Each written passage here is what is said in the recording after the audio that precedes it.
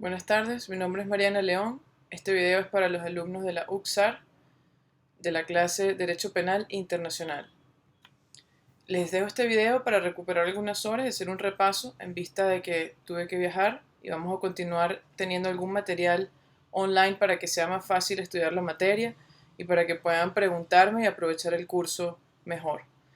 Vamos a comenzar entonces por algunos conceptos que vimos en clase que es muy importante que tengan claros. El primero de ellos es ratio decidendi. ¿Recuerdan ese concepto? Ratio con T, decidendi.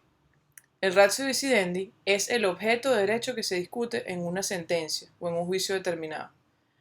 Cuando al terminar el juicio se produce una sentencia que fija el criterio de los jueces o del juez sobre este punto específico, tenemos entonces un criterio que si se repite en el tiempo de manera reiterada y sólida, ¿verdad? Muchas veces en el tiempo, se vuelve jurisprudencia. Esto se lo recuerdo para que no hagamos como hacen algunos periodistas que dicen la jurisprudencia del día de hoy, o cosas como que hoy el Tribunal Supremo de Justicia creó una nueva jurisprudencia.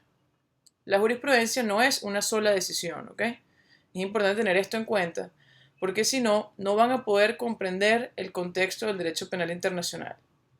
La jurisprudencia es un concepto fundamental, porque cualquier cosa que ustedes vayan a explicar, arguir o demostrar en un juicio ante la Corte Penal Internacional debe tener una base sólida y definida en cuanto a la jurisprudencia y en cuanto a la doctrina que está alrededor del caso que están discutiendo. Hemos visto en clase bastante el caso Thomas Lubanga y ya tienen muchísima información sobre este particular, inclusive en el documento en PDF que les envié con una síntesis del caso y vamos a discutir más detalles en los videos para ver la aplicación de diversos artículos del Estatuto de Roma. Entonces, ¿qué es lo importante aquí? En este video introductorio quiero recordarles lo que hemos hablado y definido como la técnica fundamental de argumentación. Es decir, ustedes siempre que van a argumentar algo ante la Corte Penal Internacional deben tener en su mente que es un contexto diferente, es decir, que tiene requisitos distintos a los que ustedes ven en las cortes penales, en los tribunales penales venezolanos. ¿A qué me refiero con parámetros diferentes?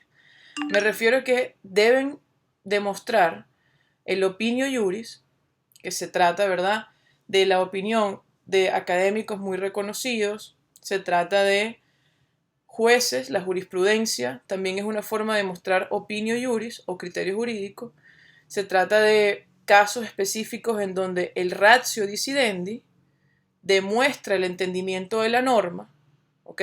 Todo esto para construir lo que se entiende como opinio juris, que es un elemento de la costumbre internacional, y luego deben demostrar lo que se denomina state practice, o la práctica de los estados, que se demuestra con las leyes nacionales o con actos de estado por los dirigentes de esos países. ¿Por qué les digo esto? Cuando estemos ante la Corte Penal Internacional, nosotros como abogados educados en el derecho civil estamos acostumbrados a basarnos en leyes, aplicación de leyes y luego ir directamente a los hechos. Esto no funciona así en la Corte Penal Internacional. La discusión en el derecho internacional requiere de que los abogados argumenten de acuerdo al derecho consuetudinario, es decir, a la costumbre, o lo que se llama common law.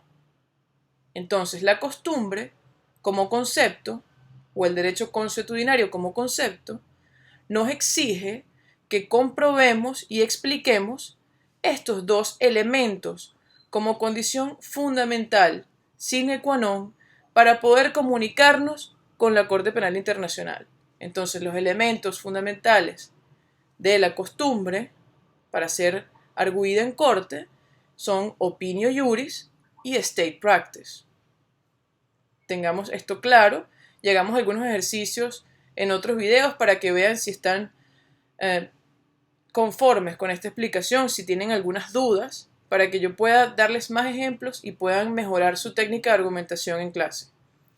Recuerden entonces, para cualquier discusión de derecho penal internacional, su criterio como abogados o como profesional debe ir acompañado de opinio juris y state practice.